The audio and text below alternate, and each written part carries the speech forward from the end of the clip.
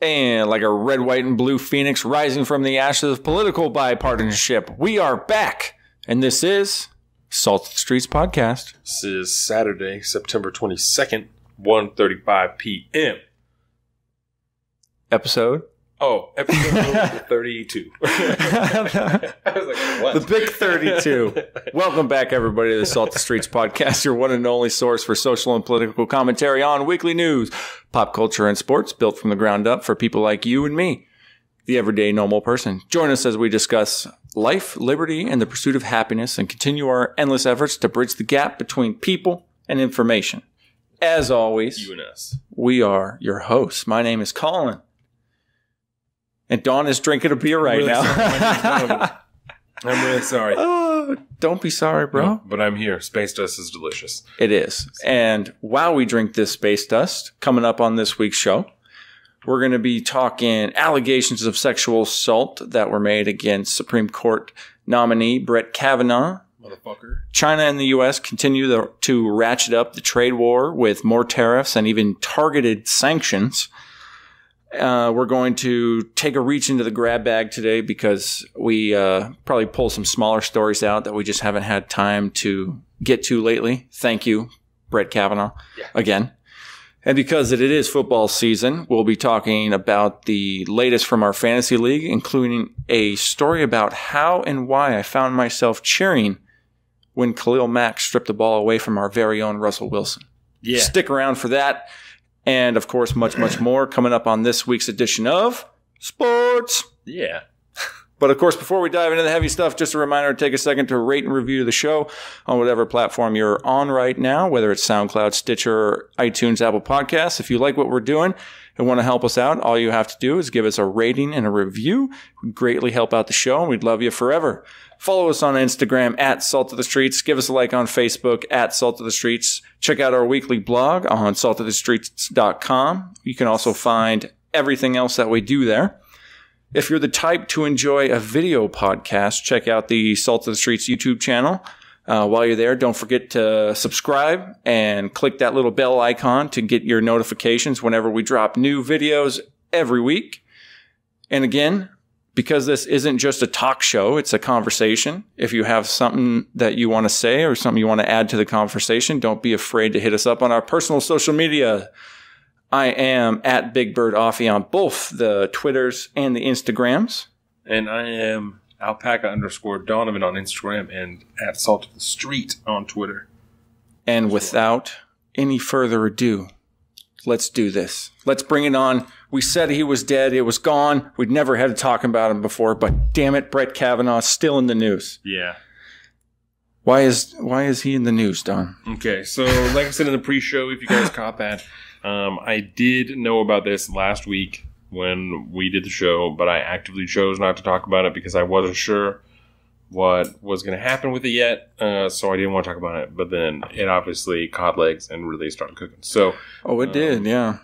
There was, at least at the time, last week when we recorded, an anonymous letter that Senator Feinstein had from California that was from someone that went to school with Brett Kavanaugh when he was a teenager that was accusing him of sexual assault at a party when they were like 15, I think.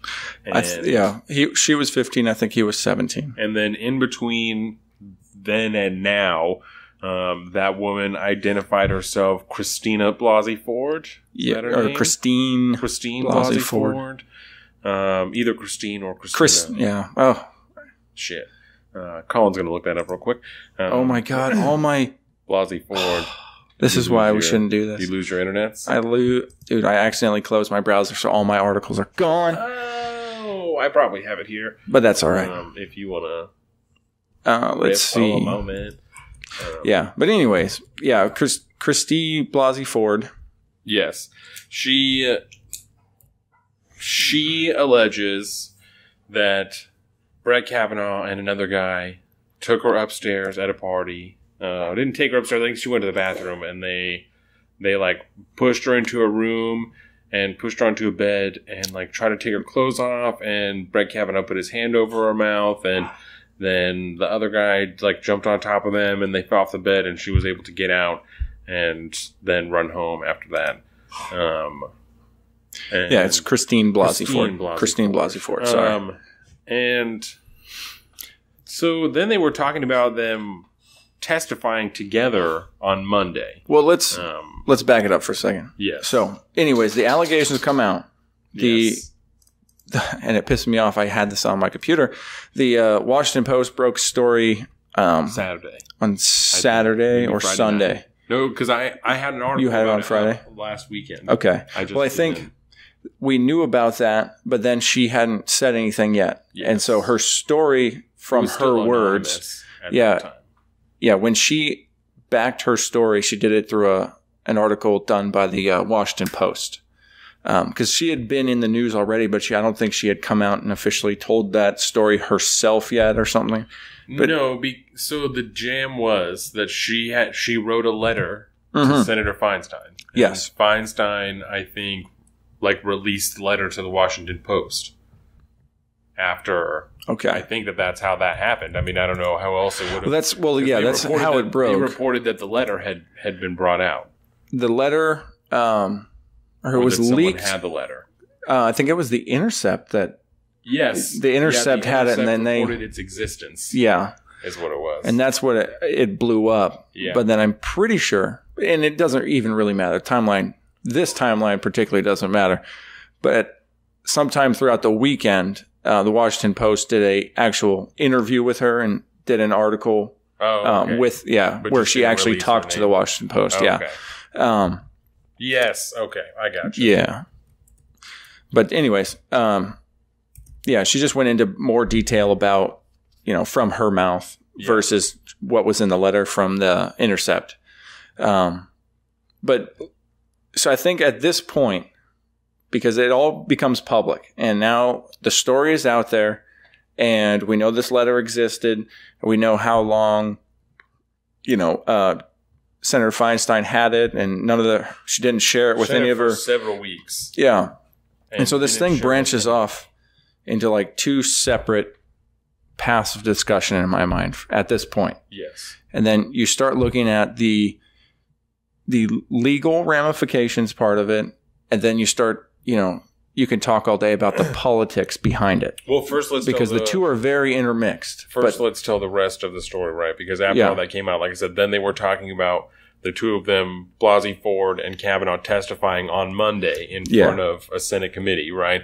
And then Blasey Ford and her attorney said that they wanted an investigation to be done by the FBI into her allegations before they had the hearing, and then they decided that they would have a hearing. The last thing I heard was that 6 minutes before I left, I saw a thing that said that they decided that they would go forward with a hearing. So, but I don't know what day it's going to be.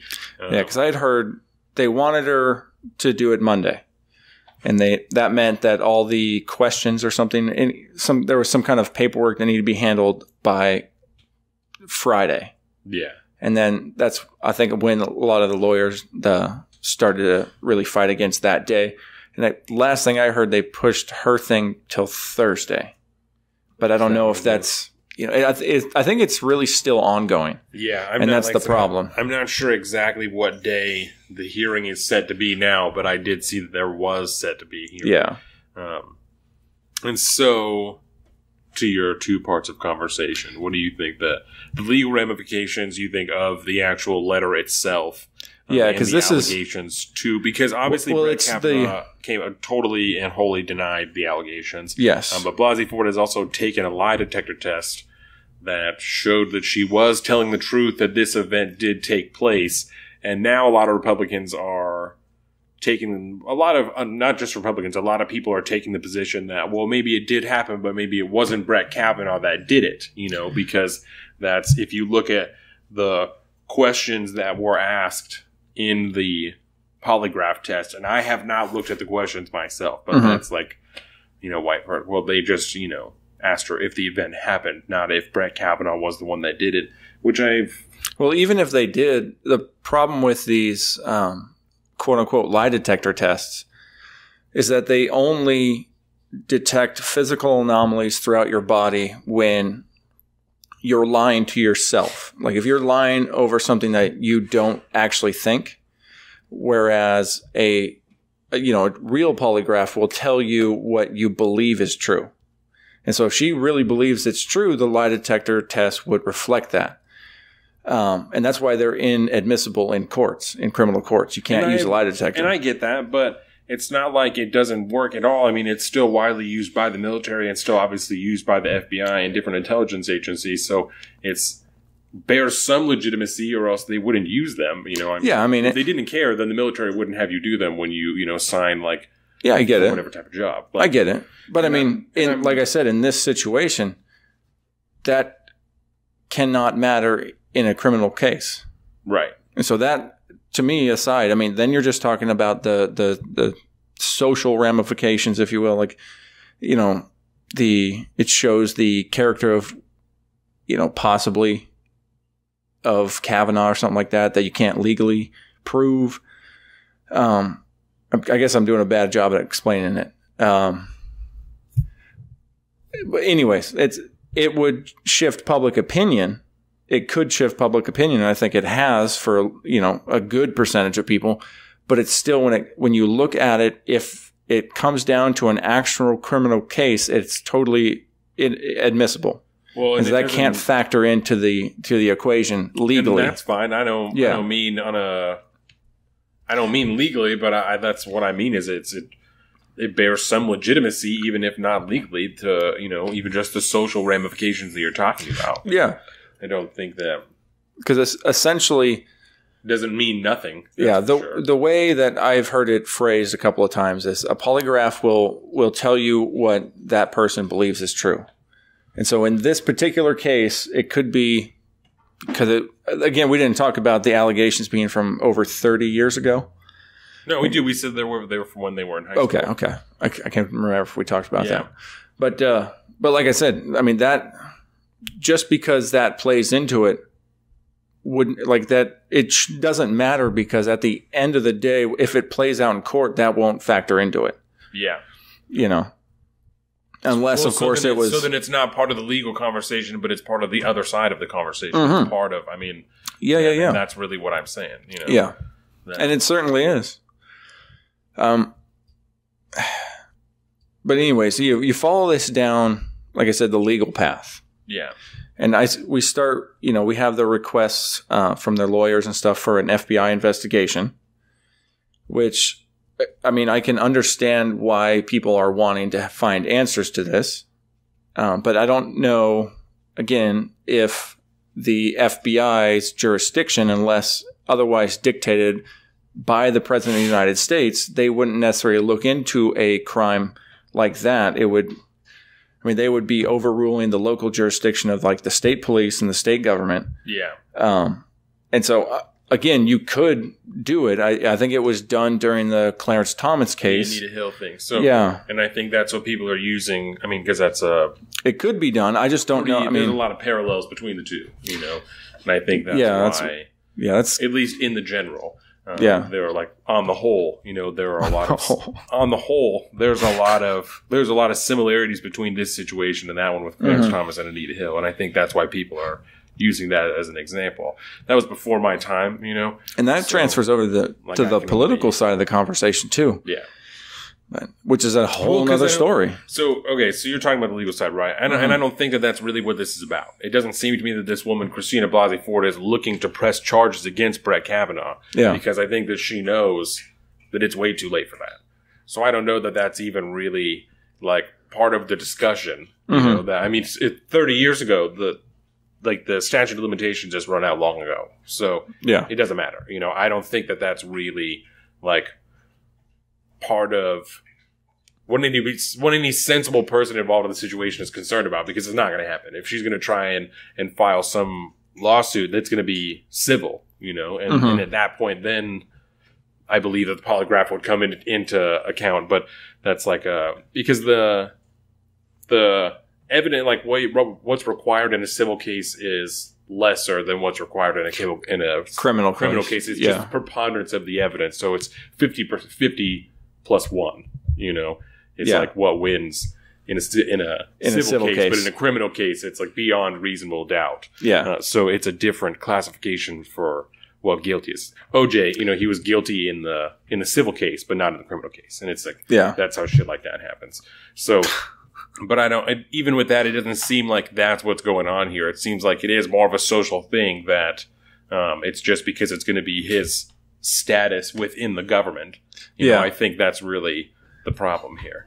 And so, or what she's focused on is what his status is. But I think where the two coincide is in the fact that can you really judge somebody off of an accusation that you can't legally prove as of yet? Hence the call for the FBI investigation. Just because one person threw out a allegation to somebody, regardless of who it is, and literally, this is a textbook example, I think, of what's the word? It's unable to be proven that this is right. It's an unfounded allegation. Yeah. Because in the letter and in the article that she wrote when she told her story, there's no real exact time. There's no real exact place. There's nowhere for anybody to really start an investigation on, including the FBI. Where would they start? And so you need some preponderance of evidence to start with. You need a starting point. And all we have is an allegation from somebody. Right. No, and I definitely don't think that. And that's tough. And I think that the only precedent or reason there is there for the FBI to do an investigation is just the precedent that was set by, like you said, the Clarence Thomas thing. So, and that's, because of, like I said, all of those parallels between the two, all those similarities, that's it's a pretty big argument to make, and I think that's why people are able to even start to do that, is because that wasn't that long ago that it happened, Because I agree. I don't know what good it would do with this much time gone by. There's not going to be any physical evidence. He didn't actually, and this is, I hope that, whatever. I'm looking at this as like objectively as possible, Yeah. He didn't rape her, so there's no physical evidence even at the time that would have happened. It doesn't sound like he physically harmed her to the point that it may have like bruised her or cut her or anything like that. So there's no physical evidence there. That's why I think it's what you would call a sexual assault. Right. Yeah. And so, and I don't know that there's any way, even at the time, for that to have been proven. Yeah. You know what I'm saying? So I don't know that's going to be the case. Yeah. But. And I think that's legally proven and proven to the public is something that's completely different, right? Because it's the same idea with O.J. Simpson. He fucking didn't go to prison, but everybody knows that he did it. It's like it's that type of thing. Even though he's able to say legally, I was found innocent, I didn't do that. In the criminal trial, I was found innocent for the murder of those people. You know what I'm saying? Yeah. Any reasonable person is like, fuck yeah, I'm fucking sure. Sure, you know dude. What I'm saying? So that's. It's like it's two different ideas, and so I agree. I don't think that anything legally is going to happen to him, and so I also agree that I don't know that I think that this is the FBI's really even their fucking responsibility to be doing this, other than the fact that it's been done before for this reason. Yeah. And then even then, apparently in that Clarence Thomas case, they actually had some place to start because I think there was more witnesses and because apparently it was about. I didn't look too much into it, but apparently it's about. It was sexual harassment case in this one, and it was about essentially lewd comments and jokes and stuff. Chloe, get out of there! She's like show dog smelling the wall today. The whole dog, and your girlfriend, like the whole nose, what you doing? Straight up in that plug. Chloe, get out of here! Come on, get out of here! Go lay down. Killing me.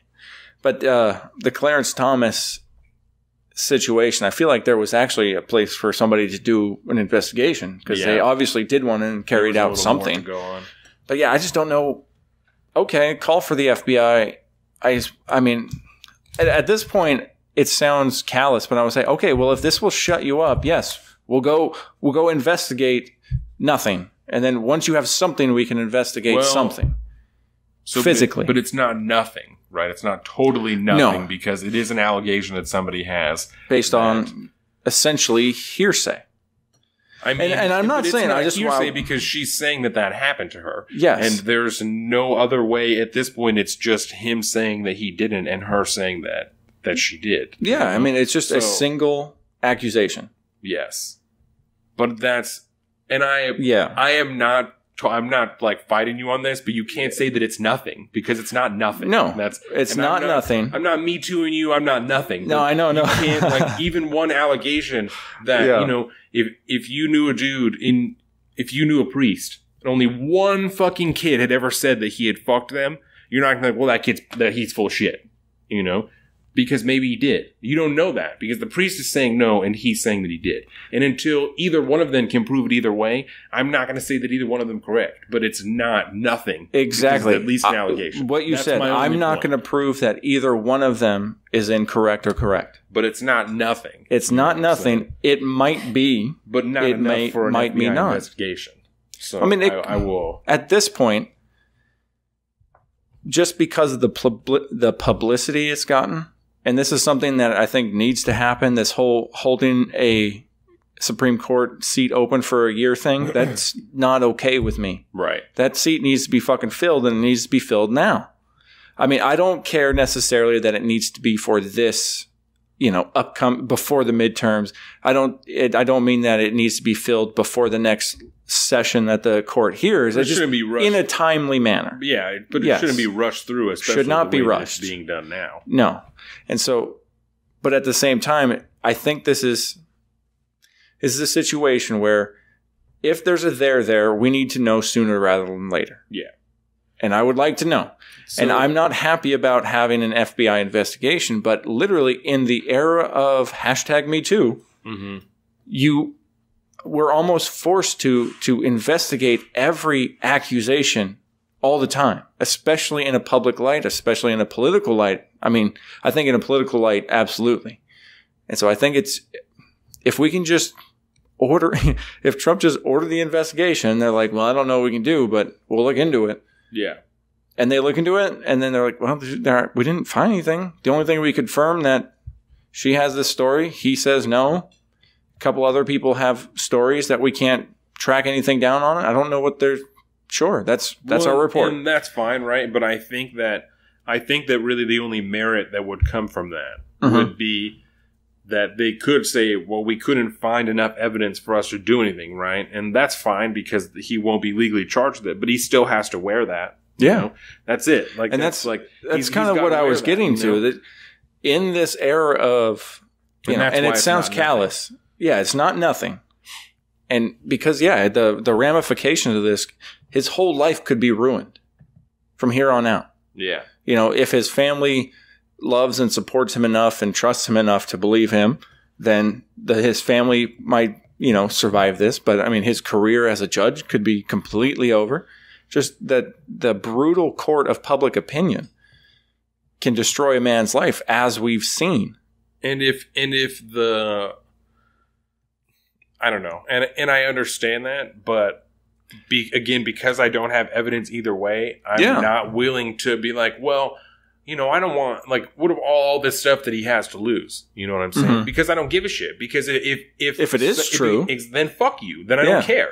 So I'm not even going to start to go in either direction of, well, what do they have to lose? Because the same could be said for this woman, that if it's found out that she was fucking lying, that's what she has to wear that too. I mean, that's not like that's not going to impact her. There was one woman that posted some shit on Facebook that she remembered hearing stories about this assault, right? And it got picked up by all these different news channels, MSNBC, CNN. I remember shit, right? that. And then they came to her house and she's like, oh no, that didn't really happen, but I didn't think that I was going to get questioned by all these news agencies. I didn't think that people were going to be paid attention to what I said and I was going to have to answer for everything. Oops. Like, she got mad that was on people were spying on her Facebook and picked it up and started to report on it. She's like, well, I didn't think it was going to be like this. Fuck you, man. You're lying about shit. Yeah. And you have to wear that forever now. That was an episode on the podcast this week on, was it NPR maybe? Something. But she did a podcast or an interview, audio interview with somebody. And I heard it and I was just like, oh, that now. Dude, that's rough. But, and I mean, you hear, I'm going to use a Dave Rubin saying that I always hear him say now. It's a slippery slope either way. Yeah. This era of believe all women and Me Too, I'm not saying that again, like to put it to this case, I'm not saying that it's not nothing, for sure. But we need to be careful on which way we throw these things. Because are we going to set a dangerous precedent? I mean, by letting a single person's unsubstantiated accusation ruin somebody's life. Yeah. Because I think I wrote it in my dissent, which you should check out on saltandstreets.com. Let me see here. It was like the last line. It's unfair and frankly un-American to presume such guilt. This idea is literally written into the foundational documents of our democratic republic and should not be treated lightly.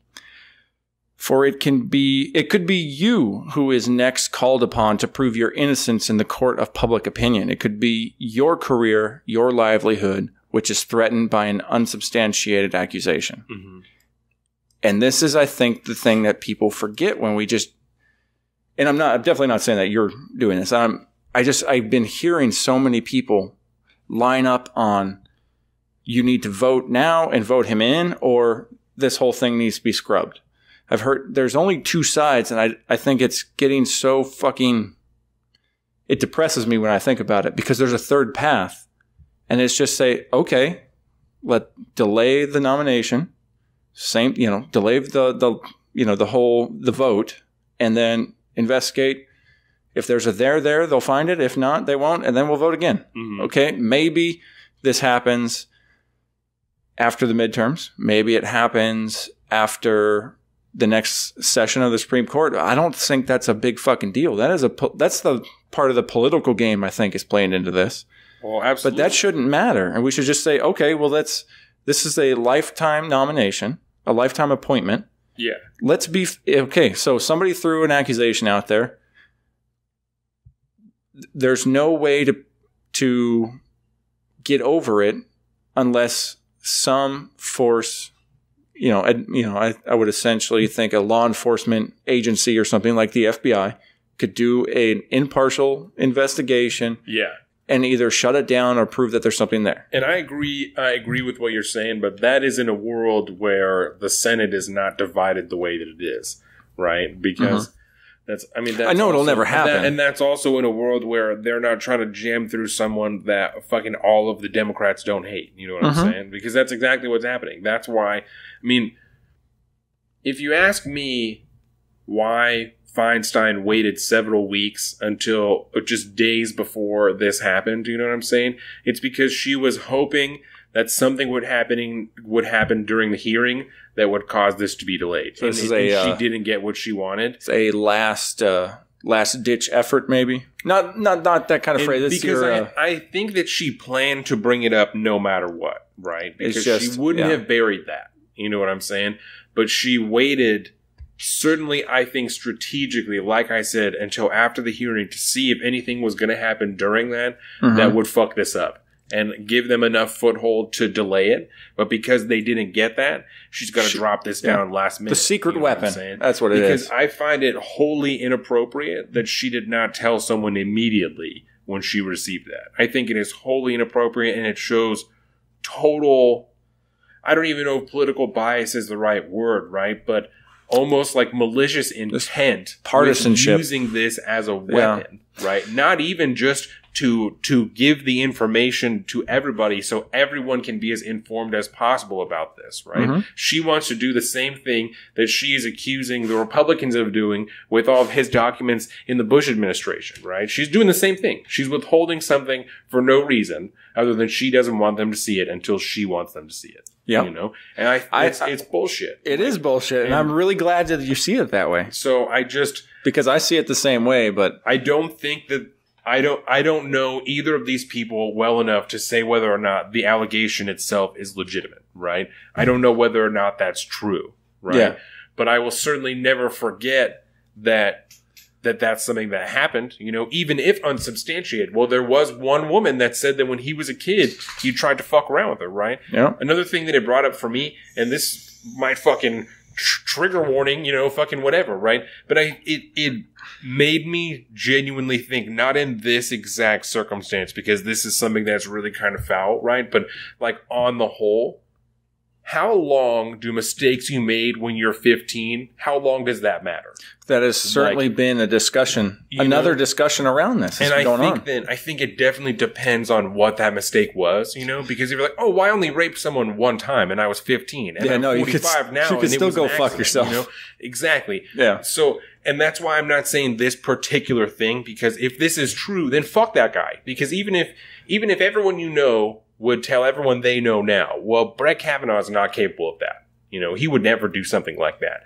But you did do that one time, you are capable of that. How many times do we hear that same line in murder situations? And it's always like there's a lot of unexpected things. So that's what I'm saying. If that is the case, then it's not something that I would be like, well, he was 17, so we got to consider that. Because I don't know, because that shows some type of sickness inside of you that makes you think that that's okay, or at least you did at one time, and I don't want even the chance of that being in the highest court in the land. And that's where I go with that, Yeah, I think that's why an unsubstantiated claim is troubling, because what you have to deal with is public opinion. Yeah. Right? And even if there's just the people in the Me Too movement that think, well, what if he does think that way? Those people are not going to see those rulings that have his name on it legitimately. That's going to cause problems down the line. And I think that is... Yeah, I mean, that's one of the problems with I'm sorry, I don't mean to interrupt. No, you're good. Maybe one of the problems with the way that this is done, and we kind of talked about this during the hearing process, and maybe this isn't the right way for this to be done, because if political opinion is going to be so important, then maybe that should have a little more sway on what's going on instead of just what the fuck ever, Yeah. Because now you're either going to have someone who gets jammed through and all these people are going to be upset about it, or someone who doesn't get put through and someone else gets put up and everyone's going to be just as upset about it on the other side. So okay, listen to this for a minute. I just had this idea. Because I think we've seen a lot in this, in the modern political age, at least as long as me and you have been watching this, right? Yeah. And I think there has to be something to the day we live in. The fact that in 2018, the majority of communication happens online. Yes. Through social media. Yes. Businesses. I mean, the entire way we take in information and output information. Look at us doing it right now. Yeah. It's the same thing. It is so different than it's ever been. And the fact that our societal need to take action on social issues, for example, is being reflected in our political realm in the nature, through the nature of public opinion. The fact that a politician feels the need to grandstand on issues during a Senate Judicial Committee hearing because they know, that's them on the campaign trail. Right. Still. Because of the way that our society perceives things now. I don't know if the system is not meant for that to happen. No. The system, just like the justice system, how it can be kind of cold and, it's supposed to be that way. There's no outside force, which is why, again, that court of public opinion is a real thing. And we have lots of fucking power because we can't necessarily, on an issue like this that pops up like this, people's voices are loud. And this is why we're talking about this. And the senators know that they're being judged on what they do. Yeah. And they're still trying to, some of them are trying to fulfill career paths, Cory Booker, Kamala Harris. But some of them are just trying to make sure they get reelected, and this is another opportunity for them to campaign. And so that might be the fundamental shift in politics over the last few decades, is the fact that we're so plugged into it. Our senators and our representation are just as plugged in as we are. And they can see all the outrage that comes from the public, and it'll shift them on their decisions. And so through that, they're going to vote in the way they think their constituency feels at the time, and based off of how many voices are screaming, how loud they are, and what they're saying, and what her constituency is, his or her, they're going to act and vote accordingly. Not necessarily, it's partisan politics, just 2.0. I mean, it's happening so quick. Because they're not then acting in favor of their constituency as a whole, just the loudest, is what you're saying. Essentially, it breaks down to they are not being held accountable for necessary for legislation that gets passed and policies that get passed. They're being seen on how they stand on issues that legislation would normally have just been done. Think about it if we were 30 years ago and the only thing we had was newspapers and, network TV. Even then, that was more exposure than they've ever had before in the past. When you think back to the founding of the country and the way that this republic was run. Yeah. There's no way in hell anybody could have ever foreseen this happening.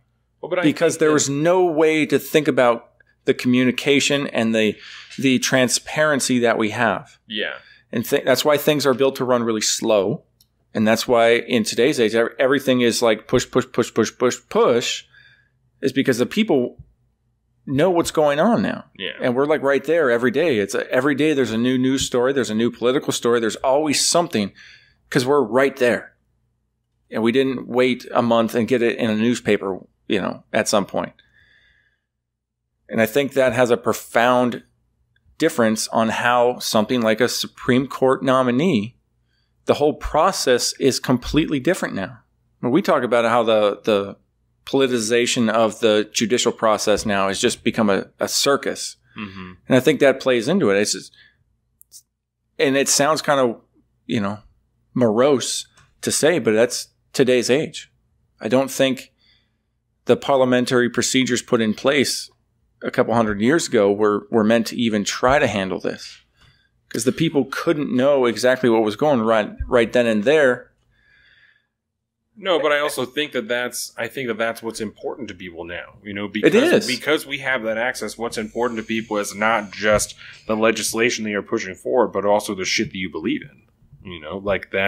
So I don't think that in itself is necessarily a bad thing. I'm not saying that it is. I'm just saying like I said, it's a fundamental change in how the government runs. Yeah. Because essentially nobody can hide shit anymore. So you think the government hasn't quite caught up with that yet? No, because but technology changed so fast. Oh yeah, I think this gave that access. We're in the middle of this huge shift, a fundamental shift in how our politics works. The system has to be. Caught up yet. Yeah, I can see just due to the nature of bureaucracy, technology. It just happens. Technology and bureaucracy, because technology moves so fast and bureaucracy by design moves so slow, so as to try and be effective as possible, at least with the outcome. Mm-hmm. You know what I'm saying? They contradict slightly. Yeah. So I could see. I mean, that's why we have all the fucking problems we have politically now. Yeah. It's because the court of public opinion and, legislative legality or political norms, they don't mesh anymore. And it's... Well, and I think that another part that goes into that, right, is it's the people that demand that quick result also don't understand how that bureaucracy works, because the education is not being instilled like it used to. Mm-hmm. People don't know how the government works anymore. Yeah. We're not taught that in schools anymore. So when you grow up, you expect things to be done quickly because this is the problem. Why isn't it happening? Yeah. Because the government doesn't work that way. That's perfect example. This week I learned that the Senate Judicial Committee has subpoena power. Yeah. If they wanted to do this right now, they could subpoena her to come in and do that. But they're not, because they don't want to do that. It's a really bad political move. Right. But you could. You could. And if there was no court of public opinion involved, because we were all still fucking reading newspapers, we wouldn't know that happened. And they could have fucking subpoenaed somebody to come in, and they just have to do it. Wouldn't know until later. And so it would just take people more time to formulate their opinion, because it would still undoubtedly be reported, even if it was a month later. That would still be reported that had happened. But then it would have already happened, probably. Yeah. And now we can go, whoa. I don't know if I like that. Pause button. Wait, maybe I do like that. Okay, no. Now you're saying don't do it, and I'm saying do it. But I don't. Yeah. And I don't think that is people's rapid input. I think that that's people not knowing enough. I think it's a lack of education because people don't know enough to know what that means, you know? But now they have the ability to voice that. And before they had to take the time because even if you did read that, then you have to write a letter to your congressman and send it in. Heaven you know forbid. what I'm saying? So you have to, and I don't I'm not saying that's a bad thing, but I mean, that takes time. So you're going to have to look into what's going on. And when you're probably reading 2 or 3 other stories while you're writing your letter, you're going to get a little bit more information to be like, oh shit, I see this differently than the first time that I read it. But that doesn't happen now. That's the same fucking thing that happened with me in the video of Brett Kavanaugh shaking the dude's hand. Yeah, the same thing. I saw one thing and then the 5th time I watched the video, I saw it a different way, you know? Yeah, because you were peer pressure to see that. It was too rapid, you know? Yeah, I didn't give myself enough time to process that. And I think was whatever, but I think a big part of that is just lack of education on how the shit works, expecting things that don't. That is a huge part of it, for sure. And but the problem in my eyes is that I see politicians, on the other hand, kind of following suit enough to try to demand those same types of changes, to make the moves that normally they wouldn't do if there wasn't that public outrage. And I think that depends on the outlook of the senator or congressman, right? Because there's 2 different ways, I think, generally there's 2 different ways you can look at public service like that, right? One way is, my job is to take what my constituents are telling me and do that, right? The other way is to look at it and say, I'm doing what I think is best for my constituents because that's why I was put here. You know, regardless of what they're saying, they may not love it, but I think this is what's best for them in the long run, and that's why I'm voting for this. You know? There's 2 different ways to look at that. So if you got a bunch of senators that think my job is to do exactly what my constituents say, then that's how they're going to do their job. And if they're hearing every day from their constituents so rapidly, like we're talking about, they're going to be all over the place. They're going to be just changing just as rapidly as their constituency is because that's what they think their job is. You need a live stream flow chart of how important what issue is from everybody that contacts your office. And I got to vote that way. I got to vote that way. And I think as shitty as it is, you got to kind of take a look as a representative or a senator from that state. You got to kind of look at it, look at your district if you're a representative. You got to take, if you're Derek Kilmer, right? You got to take a look at the 6th district and be like, do I think they know what the fuck they're talking about? You know, because if I don't, I'm going to do what I think is best. And if I think that the majority of these people, the people that come to my town halls, you know, if I think they look like they know what they're talking about and they have reasonable concerns, I'm going to take what they have to say and I'm going to run with that.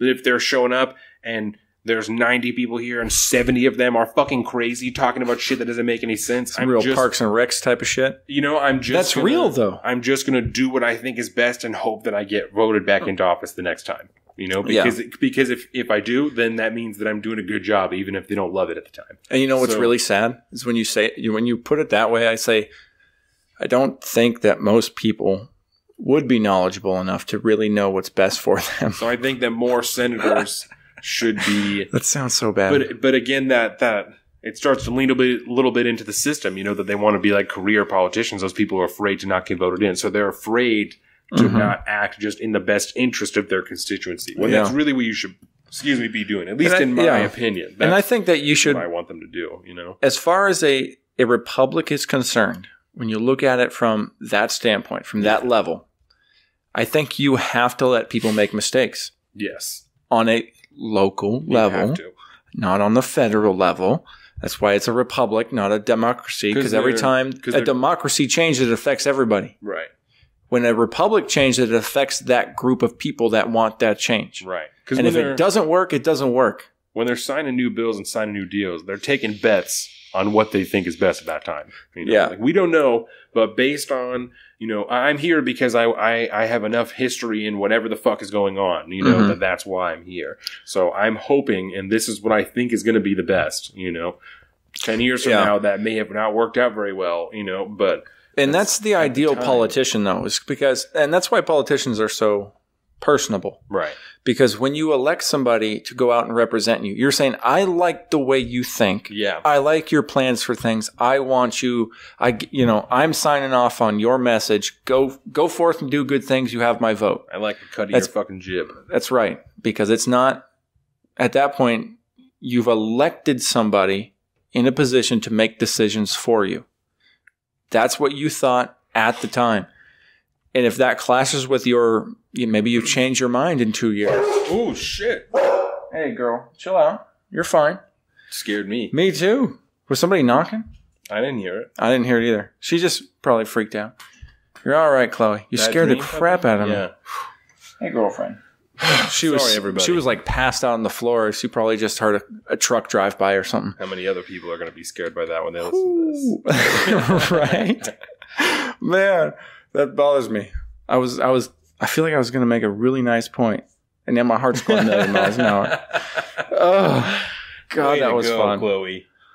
But don't talk to me. I'm deep in this plug. Okay, so I think I remember this. We're building a perfect politician, essentially. Yeah. Yeah, and so that's what it is. It's, you should elect somebody who you want to represent you because you follow their ideals. You know the way they think. You have an essential idea on which way they're going to vote on key issues. That's why they're called key issues. And then they get up into the post and they represent you. And if your mind changes over the next 2 years, then you reelect, you elect someone else or whatever. Or if that person changes, then same thing. But, we're not acting necessarily that way. I think the politicians are feeding off public opinion versus just doing what they think is right. Right. But I think that's the political game. Yeah. For a career politician. Fortunately, I think our local representative on the federal level, I don't think is interested in the federal game. Especially when you look at all like the governmental reform committees and stuff that he's on, and I think he started, and so I like that aspect. Well, it seems to me if there's one good thing about the new breed of candidates that are coming out, even if they are more radical, most of them believe in term limits. Most of them do. You should really only be here for this long because if you can't get it done, then get the fuck out. Yeah. And that's one thing I do appreciate about that new breed is that it's the term limit. Yeah. I don't think that the career politician should really be a thing. I don't think that Orrin Hatch should be able to be there with his fucking 42 font papers sitting there reading his shit. I don't think Chuck Grassley should be up there. No. Not that they're mid Alzheimer's or anything like that, but there's a massive and clear disconnect between them and their constituents. Yes. Period. So, I think that's a problem, but I think them. But anyways, very long story short, we don't know where this is going to go. So we're going to talk about that again next week, I'm sure of it. I'm sure, because it'll come back up. Yeah. Kavanaugh, the man that'll never die. Because whatever day the hearing is, I'm sure I'll listen to it at work, whether it's Monday or Thursday or whatever it's going to be. Mm-hmm. I'll do that. So that's so funny. I am so pissed off that all my articles, because I never do that where I leave all my articles open because I always transfer everything into my Scrivener files. Yeah. And then it closed. Yeah, and that sucks. Now all my trade talk is gone. I'm so upset about that. I do remember that Wash State was the number 2 exporter to China. Exports. Yeah, it was an exporter to China. It was 26% or 23%, somewhere between there. We were second only to I think Alaska as far as Chinese exports. Because I want to put this Kavanaugh thing to bed.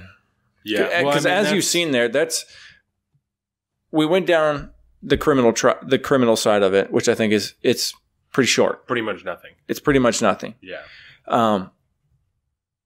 And in which case, the civil side. But okay, so I guess we should probably settle this though. You have the civil opinion, the court of public opinion, and then you have how this is legally supposed to go. Right now there's 2 major camps of shut it down or vote him in. But that's not or legal. Take a vote. That's not legal. That's political. Yes. But the people I think that side on the legal side, maybe not even the legal side, but I would say generally there's 2 camps, right? And it's the people that say take a vote now, and then there's the people that say, okay, so we'll look at the court of opinion, the public opinion side of it. Legally, there's nothing that says they can't go ahead and hold the vote and say, fine, we're just going to go ahead and vote. With the numbers we have, we'll vote them in. But again, that's and not then they'll a deal with the legal thing. fallout. That's not a legal thing. Those are political rules that say there's nothing that, like, there's no political rule within the Senate that says that they have to stop and investigate this and move on. That's not a law. That's a political rule. Okay, well, that's what I'm saying.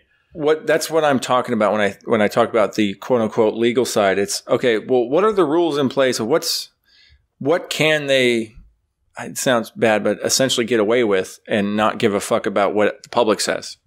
And they could essentially hold a vote right now and do that. But but they're not. No. No, that would be terrible for everyone. That would show. I mean, not only that would be a suicidal political move. Even if you don't look at Me Too, right? But but you have to look at that in an era of where Me Too is going on. There is no fucking way that they can just move on with this and not even talk about it. There's no fucking way that. I mean, if think about what I just said to you, where I'm like, well, it's not nothing. It's that times fucking a million is what would happen to everybody in the Senate. That they would be like, this is not nothing. This is fucking everything.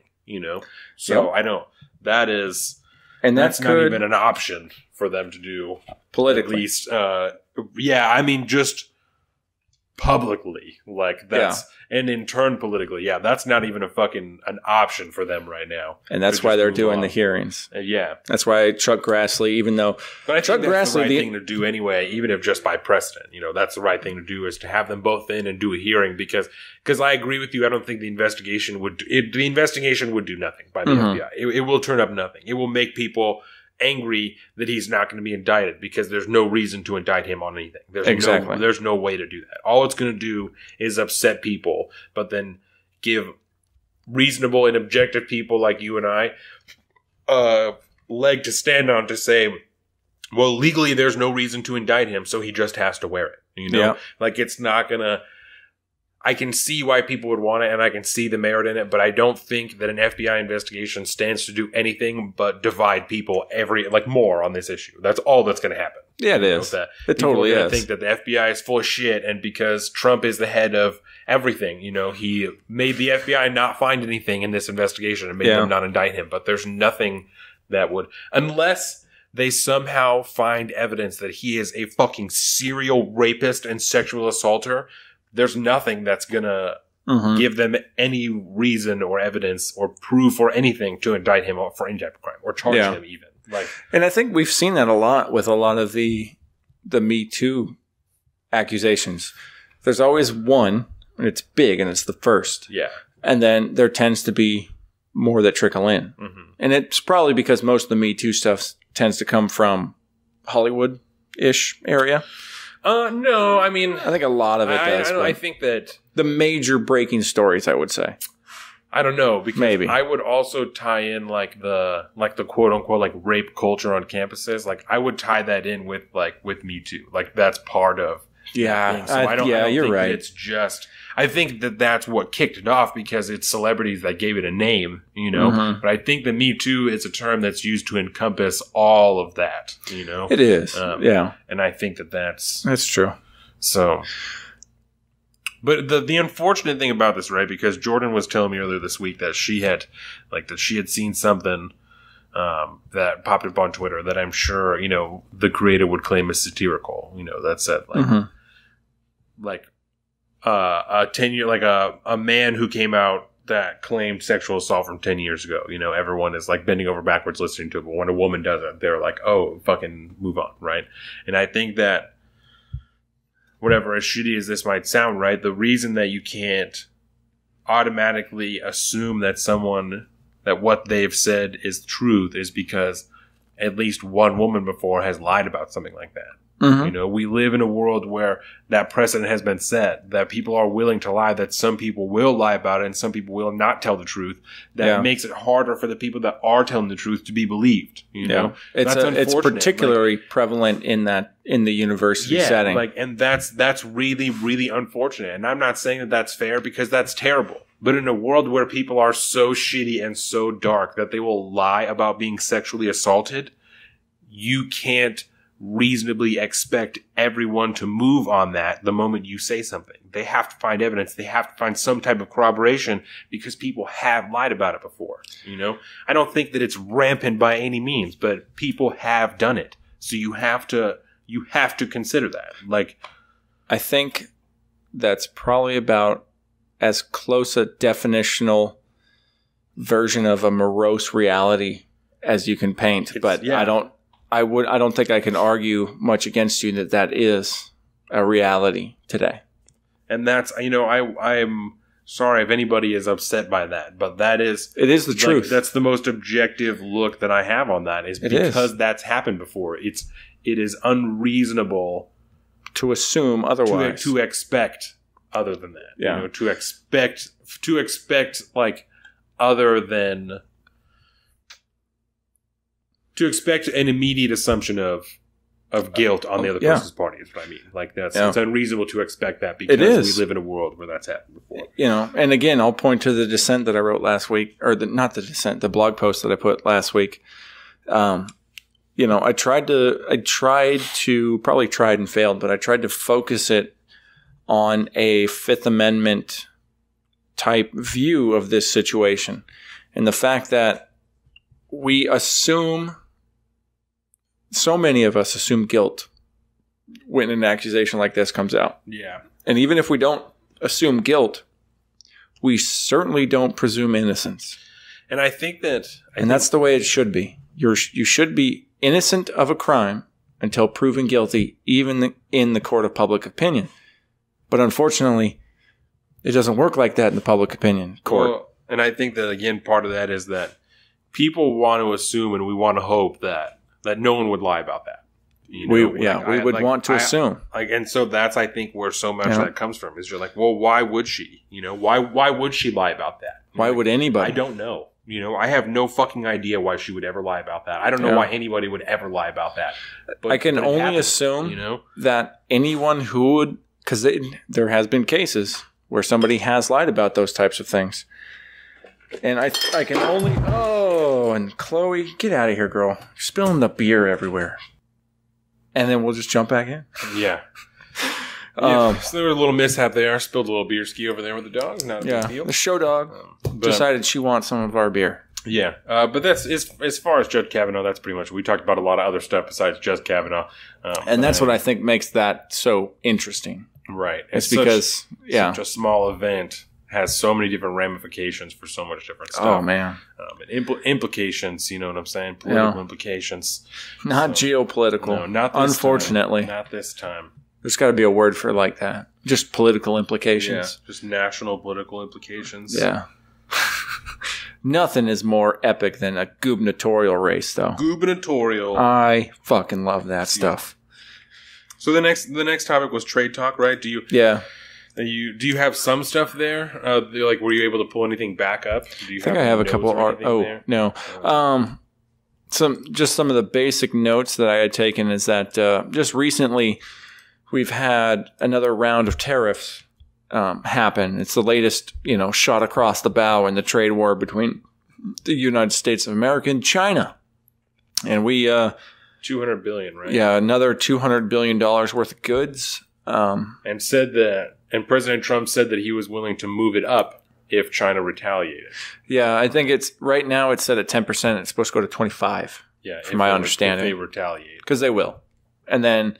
They did $50 billion and I think essentially, I don't know the percentage right off the top of my head, but I'm pretty sure that was the majority of U.S. imports into China now are now tariffed. Everything that China can put tariffs on. Everything now. Everything. Okay. That's what it is now. If they're going to escalate any further, right? Because we've talked about this trade stuff with China before, and I'll try and find the other episodes when I'm posting this, and I'll link to them on the website. And I think it's a plane or something out there. Oh, yeah. But yeah, so I'll look for the other episodes that we did when we talked about trade with China, and I will link to those on the website. So that you guys can listen to those other episodes and get the history, the other things that have happened with China in the last couple of months.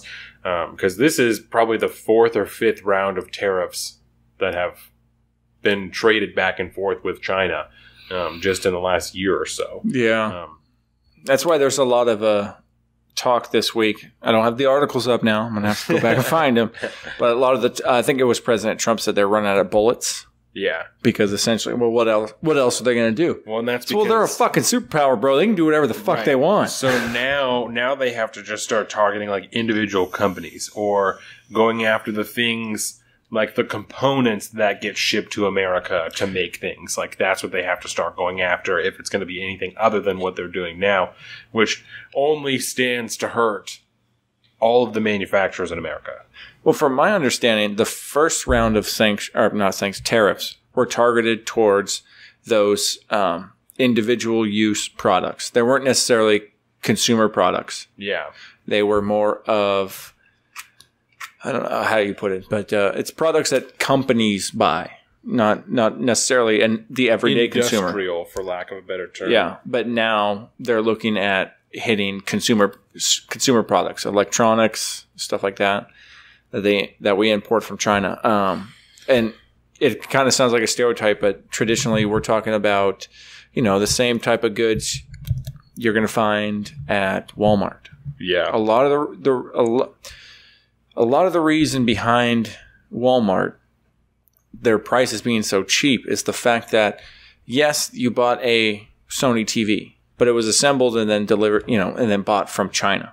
Mm-hmm. And it's imported from China. And so when they put together things like your iPhone, for example, a lot of that stuff isn't always assembled. Your button is not clicked in. My button is not clicked in. There you go. Thank you for that save. Mine wasn't either. That's weird. What happened? Oh, from when we got up. Whoops. Sorry about that. I thought I heard like almost a little extra background noise. Mm-hmm. Good catch. That's what it was. We're back, baby. Look at you, sound technician. But yeah, essentially let's say you buy a Sony TV, yes. Right? It's not necessarily manufactured in Japan if you buy it from Walmart.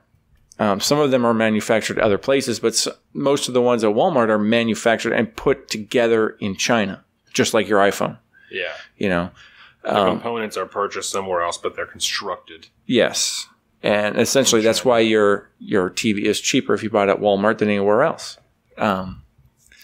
In which sometimes there's issues. Most of the time there's not, especially in today's world.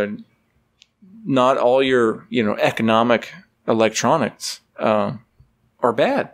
Yeah. Some of them are pretty decent these days. I mean, China's technology, thanks to corporate espionage, has become pretty damn good for the most part.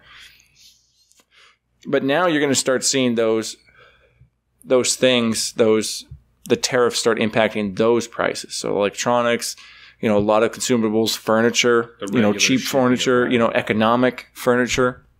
Any type of goods, like any type of food or anything that gets here from China. So yeah. Like any type of, I don't know, we buy produce and shit from other countries. So yeah, a lot of them. I mean, I go to the store and I try to buy Ecuadorian bananas because my wife's from Ecuador. So we like to, give some money to the home country, Yeah, of course. I mean, because if you got to choose between Guatemalan bananas and Ecuadorian bananas, there's really only one clear choice. Ecuadorian bananas all the way. But I mean, yeah, how much of our produce comes from America? I do not know off the top of my head. Fact check. I'm going to be looking that up. I've been having a harder time listening to the episodes during the week now just because there's more shit. I found some other podcasts that I'm into. Like I found one I'm sorry, we can talk about this later, but... No, we got to talk about it. A Marvel podcast, actually. It's the new one? Yeah. Is it good? It is good. Oh, I can't wait. Really, really enjoy it. I heard about it on the radio the other day. I really like it. And it's recorded with a 360 microphone. So when you're listening to it, like it's recorded in stereo, and so you can hear shit on different sides of your head. So are we, bro. Except for your mic. Your mic is on mono. But that's because for whatever reason, that's the only way you can hear stuff. Yeah. But it sounds really good. And so it's one of the things that I listen to at work with two headphones in. I don't generally do that. But that one I will, so I can get the whole Look at you. Effect. You're like living life on the edge, bro. So how long are these podcasts? About 40 minutes. Reasonable. 30, 40 minutes, yeah. So they're pretty easy to listen to. Is it about comics? Is it about the movies, the characters? Or? It's like what? It's like a play. Like an audio drama? It's like scripted. Yeah. Oh, yo. And so it's about like Wolverine being in Alaska. And like some murders happen and shit, and he's a suspect, and there's a cult, and there's like a whole... I hear some like hardcore background noise. Yeah. So there, and then it's like a whole thing. And it's really good. The FBI is involved, and it's very good. I enjoy it a lot. Okay, so after how many interruptions now we've had, we heard some static in the background. It turned out it was just pouring rain outside, and I have a metal roof over the studio. So, anyways, we're back to Trade Talk again. We started talking about, China introducing new tariffs, the U.S. introducing new tariffs, talking about essentially this new round of tariffs. Yeah, these are ones that we'll start to see. Individuals, because the first ones, the aluminum and steel tariffs, hurt companies like a fair amount. Like there was a lot of people there was a lot of layoffs. There was just a lot of companies that stopped making as much money because they had to start paying more money for the steel and the aluminum that they were purchasing from other countries. Yeah, these are not like big tech companies that have profit margins of huge amounts. I mean, a lot of these people operate on a very, very slight profit margin nowadays. And they were all hurt by it. And, I hate to say it. I mean, I'm sure there's a lot of corporate bonuses that are still getting paid and so much. But at the end of the day, in reality, people are going to get laid off, and they did. Right. And a lot of this, even by President Trump's own mouth, is because he's trying to get China under control. He's trying to handle China and be rough with them and do whatever, and corner them in the market and put them in a tough position, right? And one of the things that I heard that you might think is really interesting, that I heard on the NPR podcast, of all places, right? Now I'm wondering if I heard this too, and I'm wondering why I don't remember it. Mara Liasson brought to my attention, and to, I assume, everybody else's attentions, that there used to be a thing that its purpose was to put China in its place, and it was called the TPP. And you fucking canceled it because you're an asshole. And the TPP is the Trans-Pacific Partnership that was designed specifically to put China in its place, to have countries, to have trade deals with countries all around China, but not China, so that they had to deal with their own thing individually with the United States. Like, that already existed, and you canceled it. Oh, the rain's back. Thank goodness. But no, I understand that. Like this, and this is a consequence of walking away from the TPP. Yes, essentially, because well, it's part of the tactic. Yes, yeah. This is step 2. Yeah. First step, I'm out. Second step, deal with fucking China. And that's what I'm saying. Like this, like the purpose that you're stating for these tariffs was the purpose of the TPP. I mean, was the partial purpose of the TPP. So except now we're getting hurt by it. Yes. Yeah, except now we don't have trade agreements with all those countries, and we don't have a collective bargaining agreement, and we don't have like good shit going on. It's just a trade war with China that's impacting Americans. I wonder, because I don't know, all the ins and outs of the TPP, but I wonder if there was something in there that denied them the ability to buy weapons from Russia. Because as part of my research on this one, I realized that the United States just put sanctions on the Chinese government for buying fighter jets from Russia. Yes. And so I wonder if there was some lever in that document of the TPP, that agreement, that prevented that from happening, and now we're pissed off about it.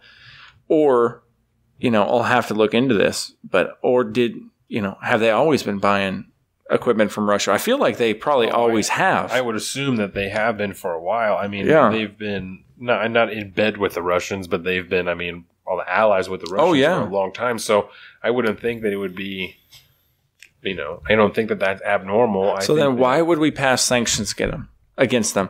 That's what is this, because this has leaked into the trade war, because it's technically about trade. Now we're sanctioning them because they bought weapons from someone else. And I would have to look to see, because I would assume that maybe... I assume that if they've done it before, then we've put sanctions on them before. Yeah. But maybe there's just periods of time in between, but I don't know. I would have to look into that. I don't know. Because I had a thought here. Because when you look at the overall, the administration, the executive administration, Yeah. I'm going to leave that guy's name out of it. But when you look at the executive administration's policies towards Russia, they have been very aggressive. Yes. Since they took power, right? Yes, they should have been. And so now, is this just an attempt from the administration to try to isolate Russia and say, okay, China, we don't like you buying shit from them anymore? No, I think that people are also scared of China. I think that's. I think so. So if you're not, you're. Meh. And in a world where the members of the cabinet have stated themselves that part of their goal is to avoid World War III. You know, if you were going to draw up the boundaries, draw up the two sides on World War III right now, you know, who's going to be on what side? China and Russia are going to be on the same side with each other, probably. And and so that's, I think, part of where that comes from, where they're just not happy about that. You know what I'm saying? Yeah. So I know that's not a good look. They don't want China or Japan to be building up their weapons. You know, that's even with the China or Japan, either of them. Yeah, China. So this is true. Because when we look at Japan, we see them more of an ally, right? But they as compared to China, right? But it still makes people uncomfortable for Japan to be building up their forces, right? So probably. Well, I know that's maybe like 18 months ago, right? Okay. There was a story on Vice. Maybe it was 2 years ago about because part of like the treaty for World War II was that Japan can have defense forces. Yeah, that's what I was going to bring up. To defend themselves, right? But they can't have a military. But now they started like building more ships and like, putting more people in their military, which makes people uneasy. You know, they say that it's just for defense, which is fucking. I don't give a fuck, you know, but it makes a lot of other countries uneasy. And I'm almost certain that I watched like a Vice on HBO about it. But that is a thing that is happening. You can totally Google it. That's a real thing. I feel like that's correct. Because even when you look at it makes people uneasy. Bourdain did an episode that I started watching some more Bourdain again. Yeah. And that's been difficult, by the way. That's tough to watch. But I watched his on Okinawa. So Okinawa? Yeah. And, you know, the vast majority of American military bases is on that island. Yeah. And that island didn't even used to be Japan. They had conquered it before the war.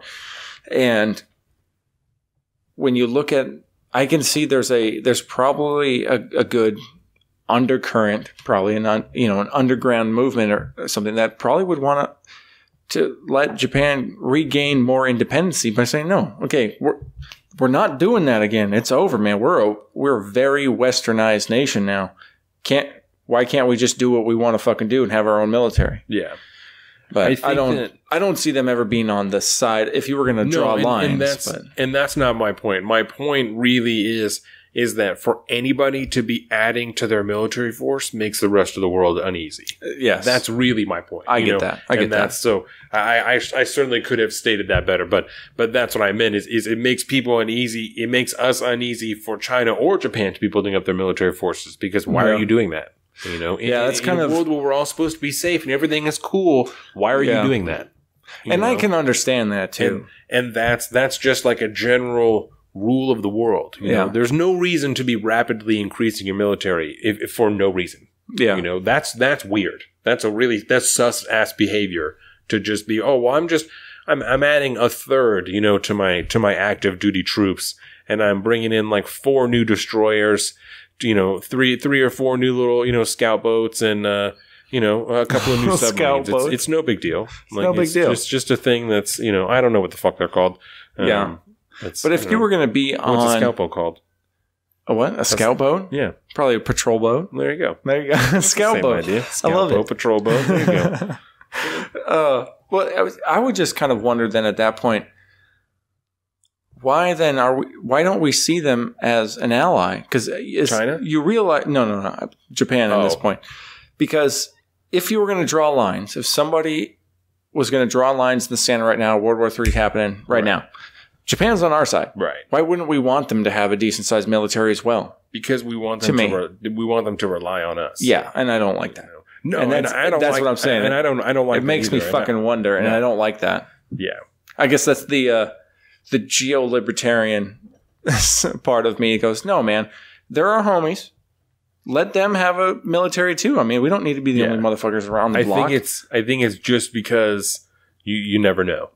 You know? Yeah, that's true. And I think once daddy's in charge, he wants to stay daddy. Exactly. That's why they're not a superpower. We're a superpower, bro. Yeah, and that's why I think that's just for the sole purpose of like you never know.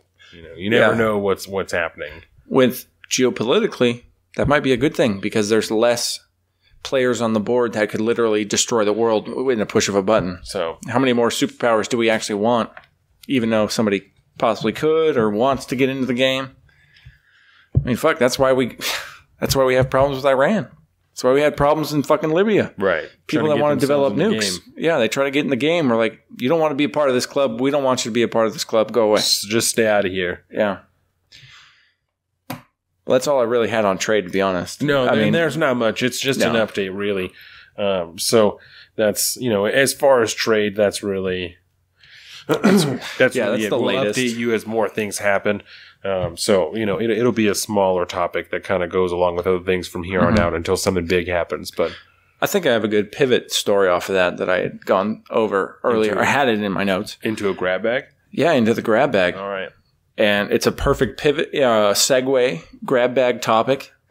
And it kind of ties into that whole drawing sides and who's the aggressors. And, over, I think it was last week at some point, there was 2 Russian nuclear bombers that, NATO forces, but not NATO forces. France and Great Britain scrambled their fighters to intercept. And the bombers were not communicative. They did not respond when called and all this stuff. And so the France and Britain sent up their fighters to go intercept, and they escorted them out of airspace, so on and so forth. And nothing happened. Apparently, this is actually a semi-regular occurrence all over Europe. Russia flying in jets, essentially trying to probe the response time of potential enemies. And it's just kind of see what's up. Yeah. And this actually comes a couple months, I want to say. It was in July. There was a joint military exercise between China, Russia, and Mongolia, of all people, because draw a line. And there was joint military exercise there. I saw some videos.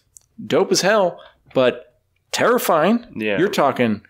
There are hundreds and thousands of fucking military units and jets and all this crazy shit, man. I had heard that Russia and China were doing some war games. Largest ones in a long time. Very long time.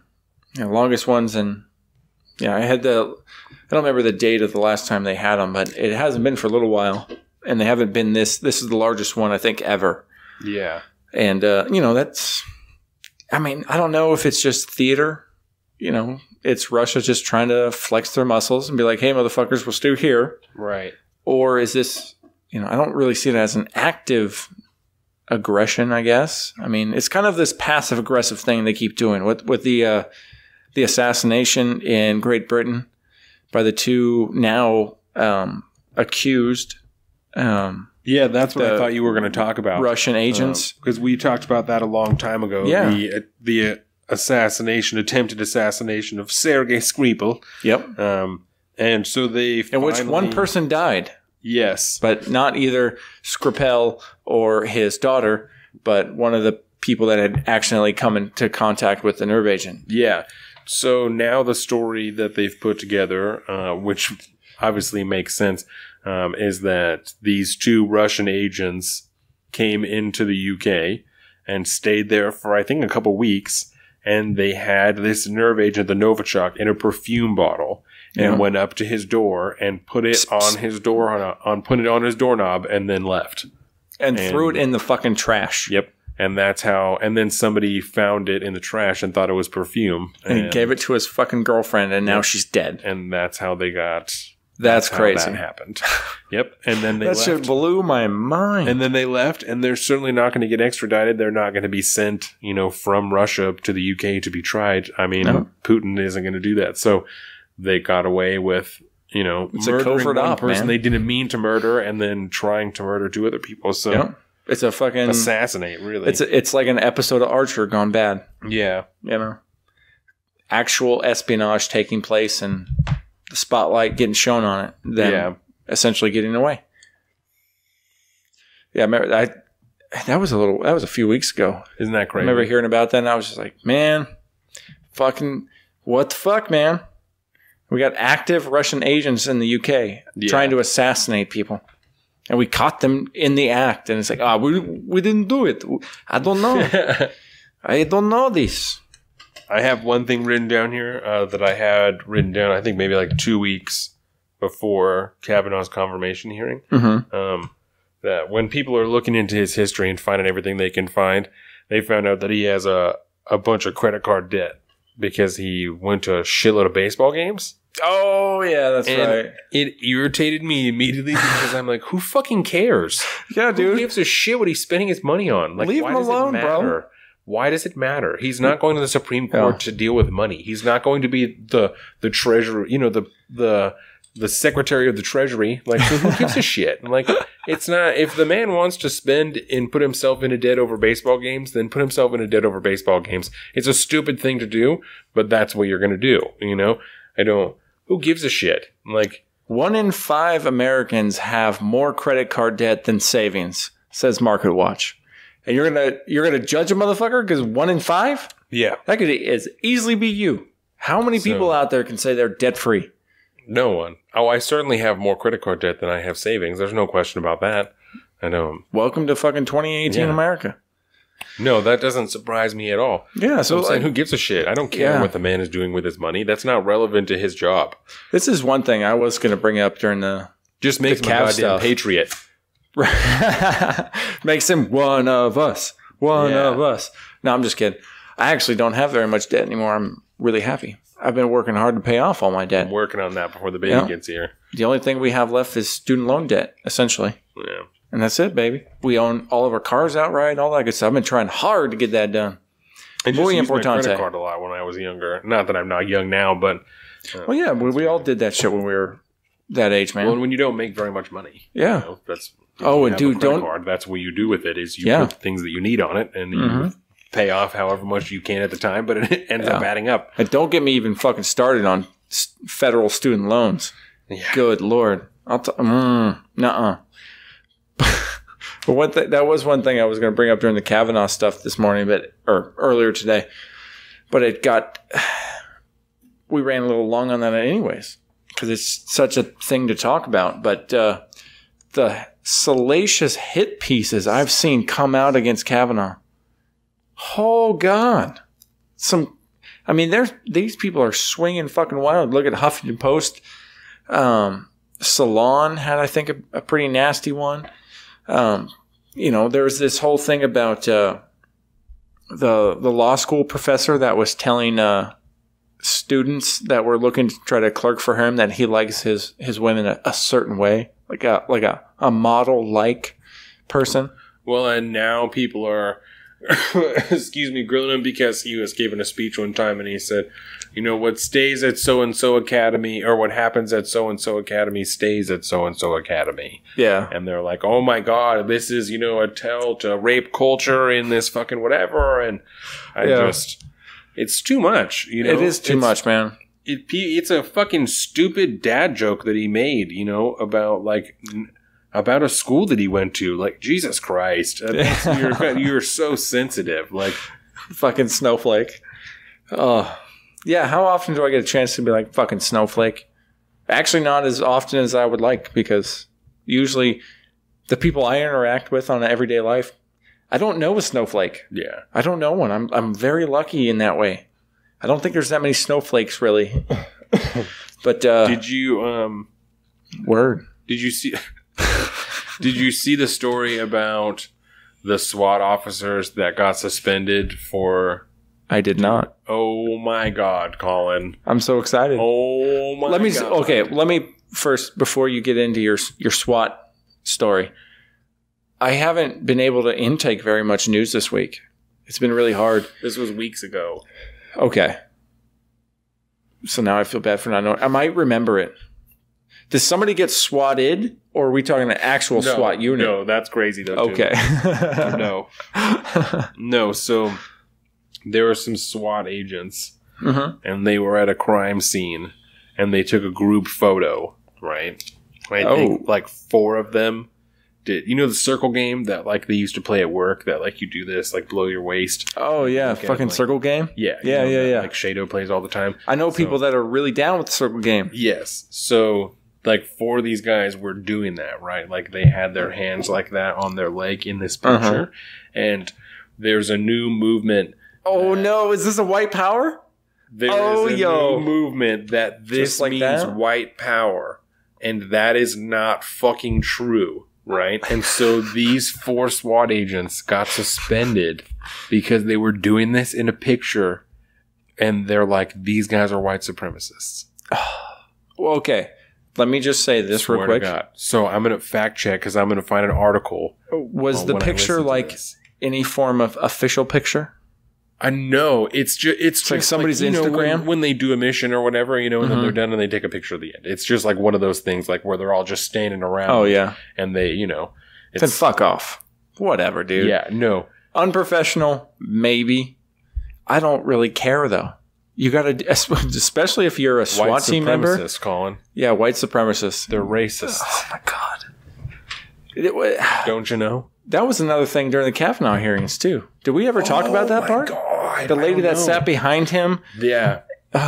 There was a woman that sat behind Brett Kavanaugh during the confirmation hearing who I believe is like Greek and some type of Hispanic or something like that. Yeah. And she's not white. No. And she did that white power thing. If you're on the video, then you can see it. She was like sitting like this, which it's kind of a weird thing to do, but people have their own like twitches and whatever things that they do. Yeah. Like some people hang out like this. I don't hang out like this. I touch my elbows. And she was sitting like this. And so people said that that's a white power symbol and that they're both part of the far right. And that's how you know. It's because she checked her phone, right? I saw one particular video. She checked her phone, laughed, and then sat like this. That's how you know. That's how you know that she's a racist, is because somebody was obviously watching and texted her, saw her, and was like, "Oh, give me a shout out." And she did the white power, and that's how you know. And I feel like there's a few leaps you got to take to get there, man. That's crazy. That is insane. Oh, but yeah, I remember hearing about that. That was So that's one of those things. So I'll see what happened with those SWAT officers because I haven't looked into it since then. But that was a thing that happened. They got suspended. Maybe I wrote down. I mean, I could see. I mean, if you had a pretty strict, like police chief or something like that, just on the fact that could be considered bad press. Yeah, I could see them like, hey, don't fuck around. This shit's hot right now. Don't be playing games like that, man. Yeah, look professional out there when you're in the job. I can see that argument, but if it's because of fucking white power, I'm gonna lose it. And I think this was like right when that white power thing like first came out. So I was so glad because I haven't heard that in a little while. I was hoping it would kind of died, but apparently not. A lot of these social justice fads are exactly that. They're fads. They pop in and then they go away real quick. But I mean, as far as, like grab bag stories, I don't know if I really have much else. That's good. We can go to Brexit. What? There's been some Brexit movement lately. You heard anything about that? I've heard a little bit about it just because I've been listening to the BBC things, but they've just been talking about a deal that May is trying to work out. She's trying to force one and say that if they don't go with hers, then they're just going to go into Brexit with no deal. So that's funny because that's not the way I heard it. Oh, okay. The way I heard it is that the EU is saying like, okay, well, these are the conditions. Yeah. And that's it. And then, so they're trying to work those two things out. It centers around like, the fact that it'd have to stay in the European marketplace, right? Economically. And so that would mean like more unfettered, they have no say in immigration because it all comes from the EU, not them. Right. And then same with trade policy. They couldn't actually make, trade deals with anybody. Essentially they want them to keep the parts of that union they had between the EU and the UK. They want to keep the essential part, But the essential part is what the UK has voted to get out of. Right. That's why they did that. And now they won't budge on those two things. And they're kind of stuck. And I don't know for sure. Like, I have not paid that much attention to it, so you could be totally right. I've got no fucking idea. Word. I mean, I watched the YouTube video. I sent you a clip. Oh my God. Yeah. And that wasn't even about Brexit, but I was drinking with Casey. Oh my gosh, dude. Okay, so the UK Parliament has a YouTube channel. Yeah. And there was once I sent you that text last night, and I was like, yeah, it's like the US Congress, but with a true drink minimum. Yeah. And I stole that line from an old Robin Williams set, I think. But literally, dude, they're out there, they're fucking yelling at each other. I mean, the procedure of how it works, I mean, it was straight up entertaining to somebody like me. I had a hell of a time. She was up there arguing with, what's his name? Something Corbyn, the Labour Party. Jeremy Corbyn. What were they arguing about? This thing called Universal Credit they have over in UK, and it's a part of their welfare system. And essentially, it's something set up by the Conservative Party that Theresa May is a part of, and the Labour Union hates it. And so they sit there and they like yell fucking facts at each other back and forth, and like they get real fucking passionate, man. And it's amazing to watch just go down. Because for the most part, I don't have any idea what they're talking about. And they're referencing these fucking bureaus and all this stuff. And they're fucking professionals, man. And then it was crazy to watch. And it was so much fun. And you should watch it just for... Did you watch that clip I sent you at least? No, I was drinking with Casey yesterday. Because it's on your phone. It's like 15 seconds. It's a perfect example. That was like that for like fucking half hour. Yeah. Crazy. Anyways, it's like our U.S. Congress, but if everybody was fucking drunk and yelling at each other. Yeah. So, yeah, grab bag closed. We can move on to sports if you want. I'm fucking ready because I want to talk about fantasy. Deal. Sports. Okay, so what questions do you have this week, son? I don't have any questions. Oh, you just want to talk about fantasy? Super fucking happy that I made the move that I did at the time that I did and dropped Big Ben and picked up Ryan Fitz. Because... That's crazy. Because Tyrod is killing me right now. What? 3 points he got. 3 fucking points. But you said he got a concussion? Yeah. He was being evaluated for concussion. And I was surprised. I would have dropped Teron Taylor, not Ben Roethlisberger. That's very... Well, I would have, but I had to play somebody, and I played Tyrod at that point. Oh, okay. Because, Big Ben had that first week, and I didn't, to be fair, I didn't know about, like, the Big Ben home field advantage. Oh. And then fucking Lacey took that shit on me and ran a train on me. Yeah. He got, like, 45 fucking points that game. Yeah. That's real. But that's Ryan Fitz got me like 41. But the story I alluded to in the beginning of the show, I said I found myself on fucking Monday Night Football. Jake and Morgan invited us over. Yeah. And so we were watching Monday Night Football over at their place. The saddest game ever. And Morgan and I were against somebody that had players on the Seahawks. And all of our players had played. And so we needed certain players on the Seahawks not to do well. Yeah. Morgan was playing your wife, and it was fucking tight for a while. And I remember Khalil Mack, there was this one play where, I think it was in the second quarter, perhaps, but Russ was just in the pocket, struggling like he always is because the O-line is porous as fuck. Terrible. And Khalil Mack comes in like the beast and just fucking swats the ball right out of his hand. And also Morgan and I both like start fucking cheering like, yeah! And I felt so bad for doing that because I only needed, who was it? Carlson? One of our running backs? Carson, yeah. Carson. I needed Chris Carson not to play. And then I guess he ended up coming out pretty quick. He wasn't in the game very long. So I was good, but Pete Carroll said he got tired doing special teams. Oh. That's what he said. He got tired doing special teams, huh? And that's why he came out. Interesting. So. That's interesting. I think it's just game script, and I think they just needed a change of pace, but... I think so, too. But that's Pete Carroll for you. Yeah. So. But I ended up being safe. It was close for a minute. I was nervous. It came down to a 4-point spread at the end. Wow. And then Morgan ended up... At one point, she was ahead. think right after that fumble from Yes. Khalil Mack and Russ, she was actually ahead by like 2 points, and then all of a sudden, bye-bye. Yeah. Yeah. But that was, it felt so weird to be sitting there actually rooting against the Hawks. At some point, they were ahead enough that I didn't feel bad. I was like, you guys are going to fucking lose anyway, so I just want the fantasy points. I don't feel bad. Yeah. That's always the worst part, is to have somebody who's playing against the Hawks.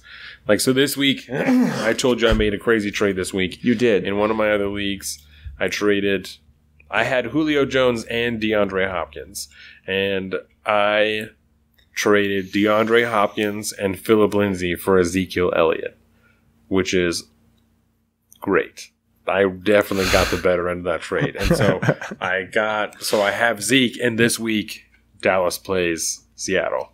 So I fucking hate that, but I need Zeke to go the fuck off because I lost in all 4 leagues last week, and I'm trying to fucking make dollars. You know what I'm saying? I got a baby on the way. I'm trying to make dollars. Baby needs a new pair of shoes, right? Yeah, I got shit happening. I need money. So I'm trying to win. So I'm making big money moves out here. So now I got Zeke and Julio, and it's going to be great. This week I have to play Isaiah, which is really unfortunate. Yeah, that's a tough one. But I can attest from week 1. Yeah, but I think they will be okay. I'm gonna pull up my lineup. Oh, here. Bro, you want to take the money this year? Yeah, I understand that it will come down to the playoffs, but it does. All you got to do is make it to the playoffs. You gotta get some points, bro. All you got to do is make it to the playoffs. So. I'm not saying. I'm just saying. Yeah. When the leader of your division is pulling 339.2, and you're sitting at 235.1. Yeah. You gotta make us some. You got. I mean, it's early in the game. It's still the first quarter. You good. You got time to push. Well, and I'm 1-1. Like I won week 1 and then just lost last week. I'm just trying to give you a hard time because I'm actually doing pretty good so far. Fucking Case Balls, though. Shout out Case Balls. I hate your face. No, leading by like 60 points. Need to get me a better quarterback, but I think I'll be all right. Yeah. But yeah, I got to play Isaiah this week. And Melvin Gordon playing the Rams, and that's really unfortunate. Yeah. So, there's some rough shit going on here, but it should be okay. So let's do the picks real quick. Let's do the pick-ems. Oh, yeah, for sure. Let me pull up my pick-ems real quick. I forgot to have that up. So, do you have anybody playing on Monday this week? On Monday? Yeah. Let's see. Not in our league. Okay. I don't have anybody playing on Monday. I have all Sunday games except for fucking Ryan Fitz. Yeah. And so I got to wait around from Monday for my final score. I hate waiting around Monday, man. It's nice. It does give me an excuse. I watch football while I edit the podcast. Yeah. I love the combo. Monday, Steelers, Buccaneers. Yeah. Yeah. No, I don't have anybody going in those games. That's going to be...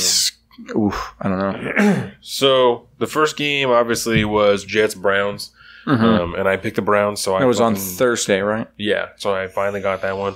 The next one is Chiefs-49ers. I'm going to go ahead and go with the Chiefs. Yeah. That seems pretty solid. Yeah. In my uneducated opinion. Yeah. The next one is Broncos-Ravens. Broncos at Ravens. I think so, yeah. At Ravens? At Ravens, yeah. The Broncos are 2-0 and the Ravens are 1-1. I mean, statistically, you go Broncos, right? Or are they due for a loss? Because they're not on fire or anything. They looked good against the Hawks, but the Ravens have a better defense. Yeah. But the Ravens' offense is also not quite as good. Mm-hmm. But I want to go Broncos. That's just me. I'm going Broncos. I think you're right. The next one is Giants-Texans. The Texans have a fucking sick, nasty run defense. J.J. Watt, David Clowney, Saquon Barkley. Come on. Texans or Giants? Texans. Yeah, I'm going Texans. Next one, Dolphins-Raiders.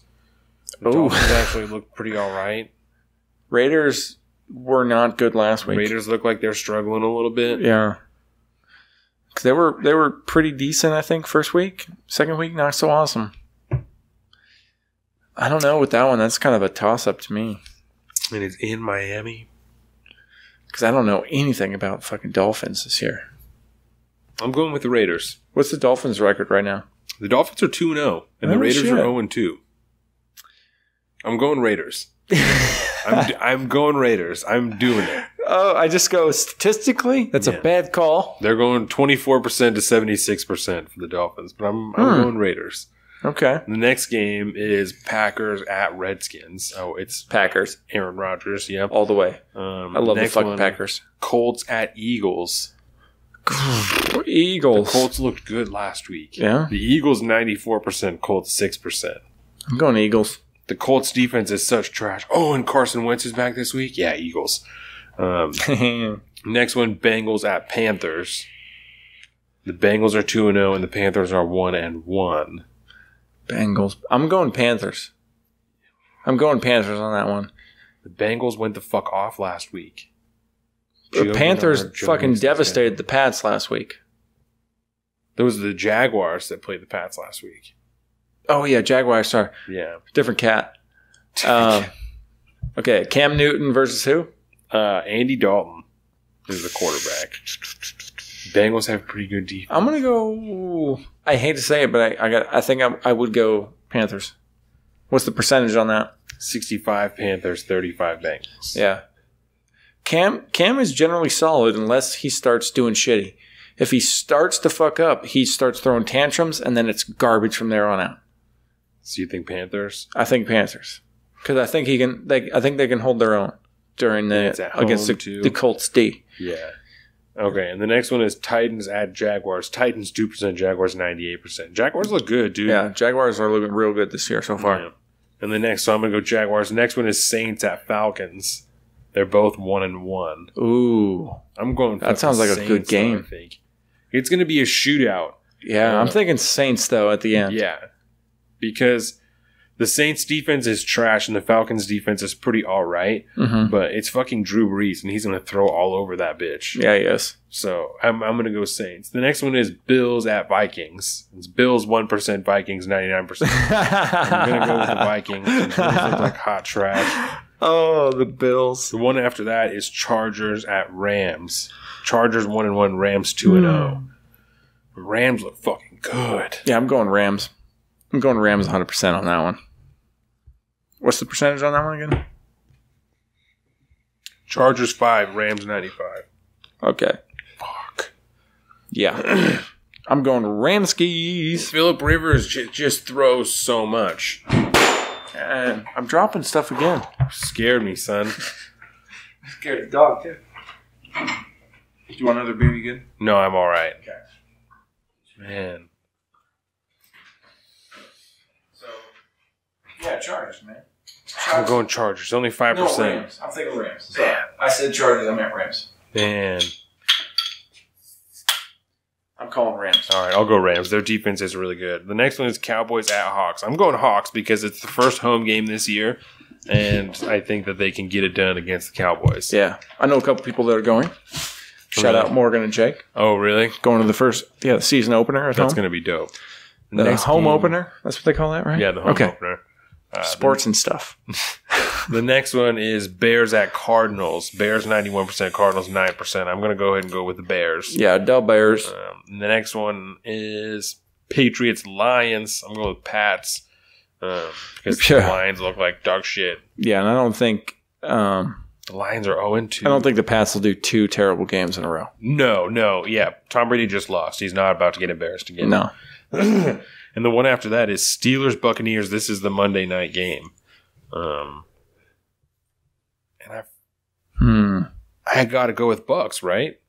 Yeah, I mean, you got to go with the Bucks. Ryan Fitz is going to still fucking there. clean house. And the Steelers, they're not at home. 0-1-1, and their defense looks like shit. Yeah. Like, I got to imagine that Fitzpatrick is going to toss all over that thing. He is, and he's going to get me 40-plus points again this week. That is a solid pick. So I'm saving that. What's the percentage on that one? That's the Monday. Buccaneers 66, Steelers 34. Yeah, no, and the Buccaneers are at home. So I'm saving that. that's the pick'ems week 2. I'm doing dog shit last week. I'll show you guys, or I'll tell you where I'm at on the list. I think I might be in last place. So Oof. I am. I'm in last place. Is this the work league? Yeah. This is for the work league. I only got 5 week 1. I did fucking terrible week 1. So that'll get you off to a great start.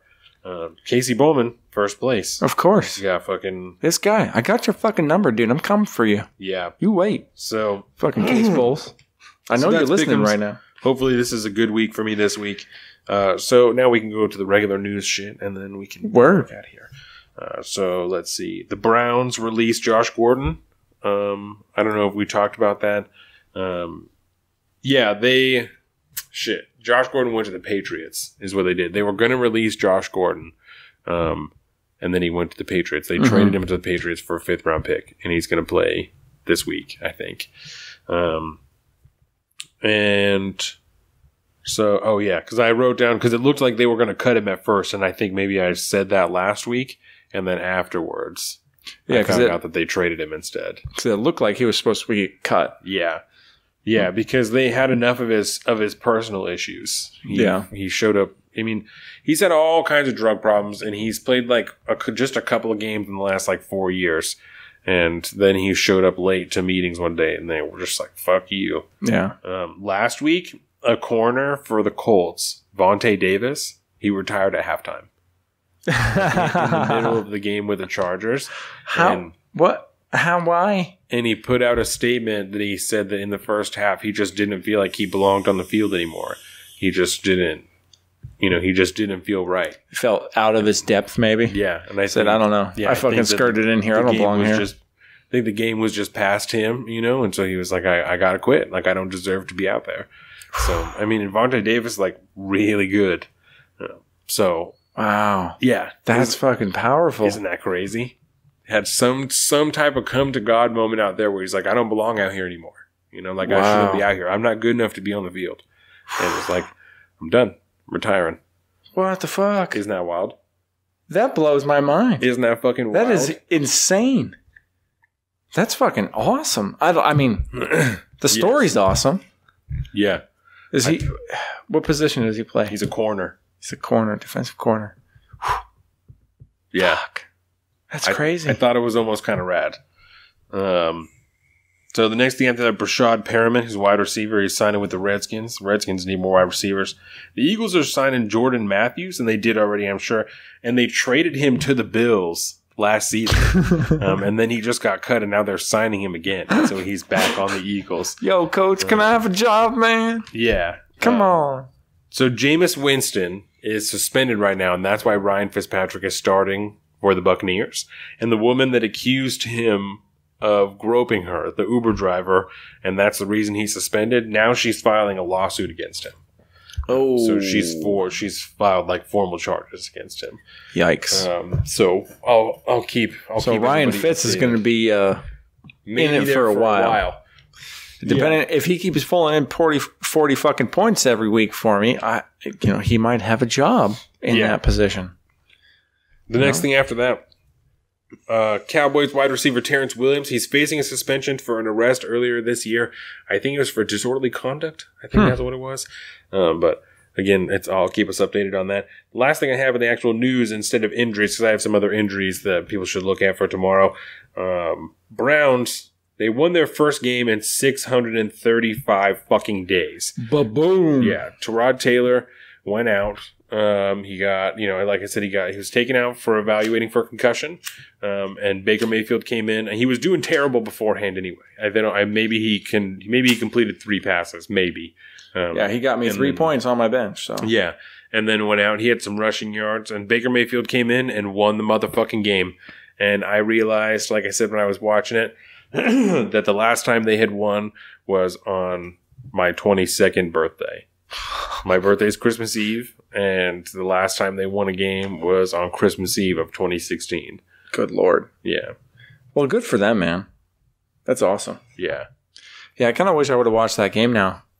Because I think in the pre-show we talked about it, but you said it was a really good game. It was a good game. The first half was terrible because Tyrod did so terrible. But then Baker Mayfield came out and started fucking slanging, and he looked great. Jarvis Landry got me 20 points. It was fantastic. I don't think anyone has Baker Mayfield. I would certainly imagine not.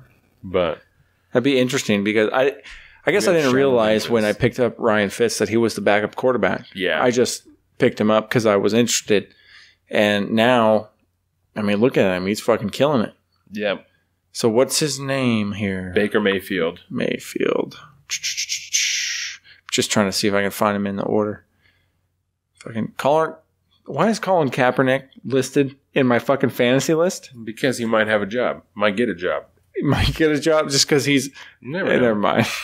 I don't want to get on that. There. Des Bryant doesn't have a job. Yeah, he is. That's right. Wow. Whatever. There's a long list here. I'm not going to find Well, if him. he's not in there, then I bet somebody has him on their bench. Yeah. So I bet somebody's got him. Yeah. I'll find him. I'll track him down. So now he got some injuries. The Eagles wide receiver Mike Wallace, he had a broken leg last week, and so he's going to miss the rest of the year. That's why they signed Jordan Matthews. It's because Mike Wallace went down. Dalvin Cook is not playing this weekend, and he's the running back for the Vikings. So Latavius Murray is going to play in his place. That was a big deal yesterday. That happened yesterday. Also, Jack Doyle is not going to play. He's a tight end for the Colts. And so Eric Ebron is going to be getting the ball. He's been doing good this year anyway. And then the Giants linebacker Olivier Vernon and their corner Eli Apple, they're both out this week. So the Giants defense is going to be weaker than it is normally. And it's not all that great normally, is it? The defense it's maybe, good. Yeah, their defense is pretty good, but the rest of it is not. It's not fantastic. Is Eli Manning still a quarterback for? What's that? Eli Manning still a quarterback for the Giants? For like one more year, probably, yeah. Manning, Eli. Yeah. So, that's it. That's all I got for sports. Okay. So, I don't think any of my guys are injured. That sounds good to me. That's all I got as far as injuries as of right now. I know that when most people listen to this, it's Monday, so it may not help you. But that's where it is. That's where we are in the world of sports. So, boom. I'm really excited for this week's game. Yep. Oh, me too. Games. Me too. Especially now that I'm like... I found that... With fantasy, it's really nice because I enjoy watching all different games now. Every game. That's one of the reasons I love fantasy so much is because it gives you something to give a shit about in every game that you're watching. Yeah. Watching that, I watched the fucking Jaguars game. Yep. I watched the fucking Raiders game. You know, any fucking game that I can when I have time. I just throw that shit on, man. Yes. I fucking love it. Yeah. Thank you once again, sir, for forcing my hand back into the fantasy world. Absolutely, man. Props to you, brother. You obviously belong here. You're on your road to fucking $600. So right, Case Bulls, I'm fucking coming for you. Yeah, I know. Are you guys in the same division? Do you know? No, thank God. Oh, so no, you'll he's have not to in play our him division. In the playoffs eventually, or maybe you'll have to play him in the finals. Yeah, it'll be me and him in the finals. Coming for you, buddy. I'm excited for that. So I'm not. It's stressful as fuck. So do you have anything else that you want to tack on this week? I did want to add. Yes. It's been huge news since it came out. I bought huge. It's fucking huge. I don't know. Every time I try to do a Trump, I do this weird Australian accent. I don't know why. It's fucking huge, Mike. Kind of Australian. It's huge. Oh my God. But I bought Carolina, the new Spider-Man game. Just came out. Apparently it's dope as fuck. So she installed it on the PS4 the other day. When she's done, I want to play it. Absolutely. And I think she's not going to be gone because she's working tonight. I think I might jump on into that new Spider-Man game. It's supposed to be like GTA, but Spider-Man. That's rad. So I'm stoked. Do it. I want to do it. Play video games. Do it. That sounds great. I also bought Skyrim this week on the PS4 because I fucking love Skyrim. Ever since Elder Scrolls dropped their little teaser for Elder Scrolls 6, I'm like, dude, I need to play again. I prefer Fallout over Skyrim. I was just talking to Jordan about this yesterday. I need a gun. I need a gun to be doing that. I don't want a bow and arrow. I need some fucking guns is what I need. And that's what I like, is like building shit. Picking locks is way easier in Fallout than it is in Skyrim or Elder Scrolls. Yo, don't hate just hard. Because you don't got the skills to pick locks, bro. I don't have the skills, but in Fallout, I will pick an expert lock with my fucking one of my eyes closed. It's super easy. I don't even remember how to pick locks in In Fallout. In Fallout, it's a bobby pin that's in a lock. And That's right. Twist it to a different angle and then twist it, and you like can feel it vibrate and the resistance. You know what's really funny? It's the exact same mechanic. Really? Yeah. Because it's totally the same. Like when I remember playing like Elder Scrolls, you have to like tap in like. That's the old one. Not Skyrim. Not like that anymore? Skyrim is like that. Skyrim is the exact same mechanism. Oh. Or mechanic. Okay. Yeah. It's dope as fuck. So when I played Skyrim, I didn't even try and pick locks because I'm like, fuck that. I don't like how this works. But if that's how it is. But if that's how it is, then I'll do it. Like, for sure. Because I'm not a sneaky dude. It's okay. You got the new Fallout coming out. Yes. Fallout 76, you're taken care of. Don't worry about it. You don't got to play Skyrim. It's all right. Man. I can play Skyrim for you. And when I play games like that, I'm not a sneaky dude. I'm like, let me get a double-handed axe and let me just go run fuck shit up. Just fucking. Yep. That's how like, if there's one spell I know how to do, it's to heal myself really quick. Like, that's what I know how to do because that's how I stay alive. That's funny. That's it. I don't fuck with magic, really. I make, like, good armor and good weapons. And I'm like, I got Charge this. in the battle. Yeah, I got this handled. You know what's fun? Personality-wise, I can see that. I can see that. That's how I handle video games. When I played Fallout 4, I spent so much time in the power armor because I could just do more shit in the power armor. And you're a fucking tank. Yeah, so power armor all the way. To just a fat man from as far away as possible. You know? Fat man, for those of you who don't play Fallout, is a mini nuclear weapon. Small nuclear missile. Boom. Off like a slingshot on your shoulder. It's pretty dope. Yeah. So are you excited for the new Fallout, though? Oh, fuck yeah. Oh, absolutely. I feel so guilty. Every now and again, I feel like we got to talk about video games a little bit. Yeah. Because I know we both love video games, but we don't get to play them nearly enough. Next week, Carolina will be on, so we'll talk about video games because she plays hell of video games. So we'll talk about, because I've been playing Rainbow Six Siege and I play Madden all the time, so we'll talk about all the different video games we do. We'll have that's one of the segments next week is video games. I'm so fucking... we got mountain goats and video games. There you go. We only need one more topic for next week and we're banging. That fucking... we'll keep that one political. Yeah, that one will be... We'll save room for more Brett Kavanaugh because you know there's going to be more. Yes. Yeah, we'll touch on Brett Kavanaugh and trade if there's anything that's happened there. Brett Kavanaugh, I think the hearing will happen, so we'll talk about that. Yeah. We'll touch on trade if there's anything, and then whatever else happens next week, we will cover that also. Do you have anything else you want to talk about this week? No, man. All right. Don't forget, Red Dead Redemption 2 comes out soon. October. Yes. One last plug. Yeah. So I mean, other than that, man, other than video games and all the stuff that I've been doing, I've been keeping track of all my sexual exploits, and I was going to unleash them on the world in a fiery blaze of eroticism. Please don't do that. Please don't do that.